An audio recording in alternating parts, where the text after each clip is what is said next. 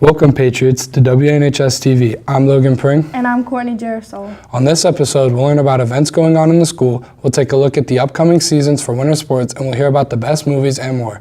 But first, our lead story today. Seniors are graduating in a few short months, but what their plans for the next 4 years are?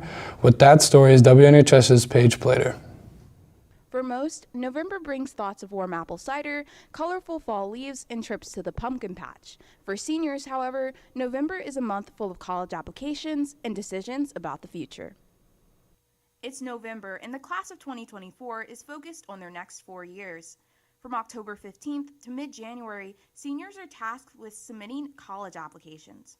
For some seniors, this season has been filled with decisions on whether college is the right next step for them.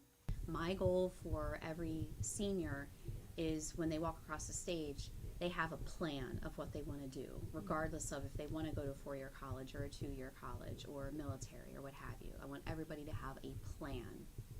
Some students, like Alex Journey, hope to continue their sports through college.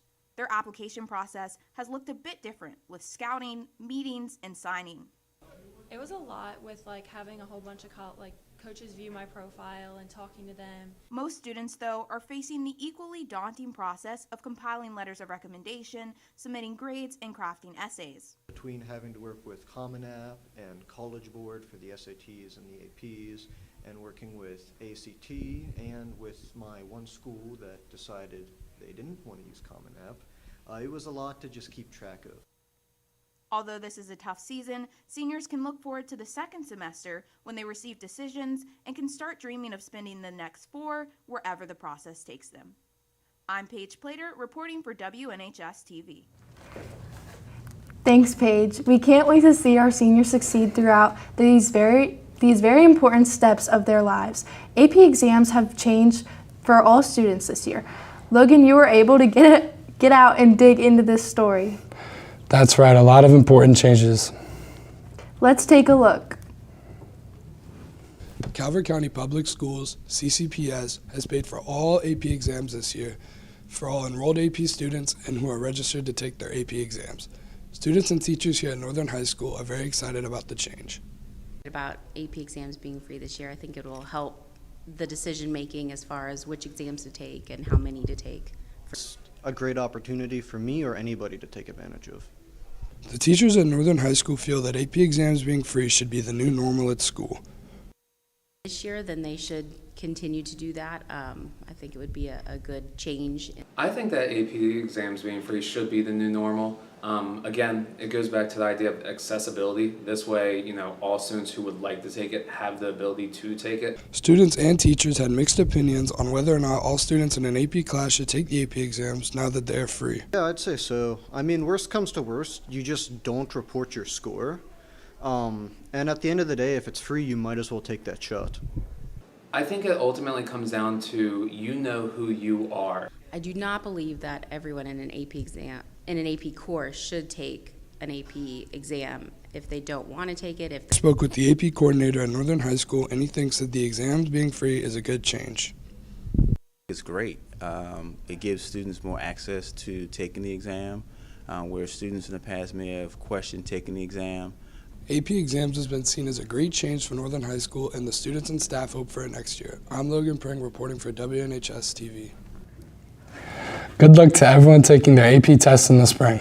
Northern High School's football team is off to a hot start in the playoffs as they have beaten St. Charles 37-14 and Arundel 42-21. They travel to Chesapeake this Friday to play in the state quarterfinals, and they are very happy with their success so far. Great to see our football team. As a team, we try to get back on track, try to get closer as a team, and I felt like after that, we started doing better. Great to see our football team continue their season throughout the playoffs, and good luck this week at Chesapeake High School.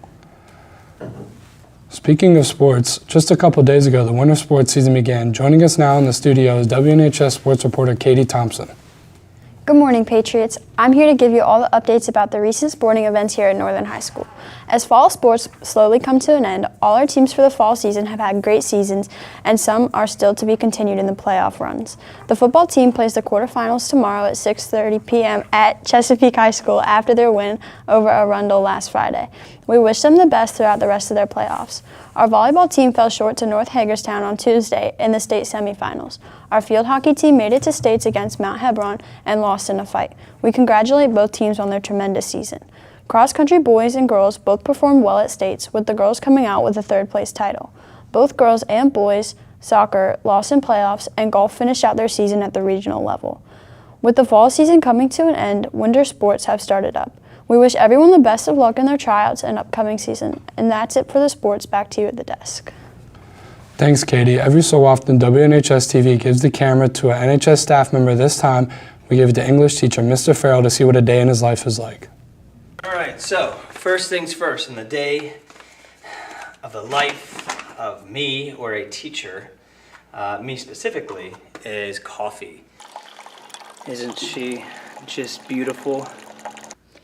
All right, so I was just asked to cover a class, so there goes my planning period. So I was gonna spend my planning period making copies and doing all that. Now I can't do that. Now I've got 5 minutes.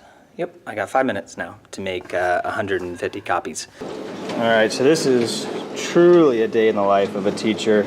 A paper jam. Misfeed detected somewhere. All right, fixed it. I just needed to slam something shut. Look at everyone being studious. So that is the life of a teacher. Already losing my planning period, first period. Thank you, Mr. Farrell, for taking us the time to show us a day in your life. Last week, the 66 Grammy nominations were announced. Some of the nominations for the major categories include big names like SZA, Drake and 21 Savage, Lana Del Rey, Olivia Rodrigo, and Taylor Swift. Grammy season always brings much discourse.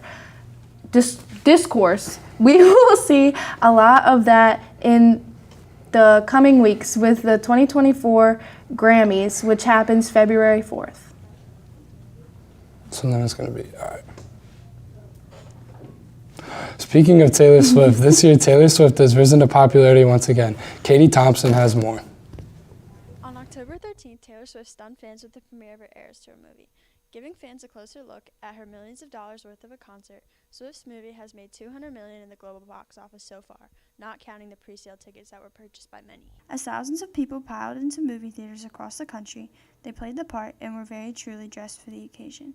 In glitter, dresses, and shirts from the Eras Tour itself, fans made room in their schedules to dedicate themselves to making this film experience everything that they had wanted and way more. Going into theaters completely blind to what viewers should have been expecting, nobody knew what the outcome of the movie would be. It could have been anything from an actual movie with a plot to a documentary surrounding the behind the scenes of the tour to just the concert itself. And it was just that. So while it wasn't exactly what some viewers could have been expecting, the outcome was more than they had hoped for. The satisfaction was apparent, and singing and dancing in theaters across America, you could presume that the movie left everyone watching happy and more excited than ever. This is Katie Thompson reporting, WNHS-TV. Thanksgiving is coming up next week. WNHS reporter Gabe Zagrafos talked to students about their turkey opinions. It's not Thanksgiving without turkey. Approximately 46 million turkeys are eaten every Thanksgiving. But is turkey even that good? We've noticed a growing sentiment of distaste for turkey. Why does people feel this way? I think turkey is completely average. Only certain people can make it taste really good. Ham is just better. Elaborate? No. Even though many do not like the bird, many still do. Turkey is amazing. It's really good. It's a staple of every Thanksgiving meal. Even though turkey tends to be the main dish of Thanksgiving, we cannot forget about the side dishes. What is your favorite Thanksgiving side dish? Probably mashed potatoes. Stuffing, easily. Baked mac and cheese is like the best thing ever. Even though turkey is quite a contentious dish, we cannot deny that it is a staple of Thanksgiving. This is Gabe Zagrafos with WNHS News, signing off. That's it for this show. Students, the second quarter has just begun. Remember to get all your work in on time. Also, a reminder, as the weather is changing, make sure you are staying home if you don't feel well. Make sure to follow us on Instagram at NHS Patriot Press to stay updated on all things broadcasting and newspaper.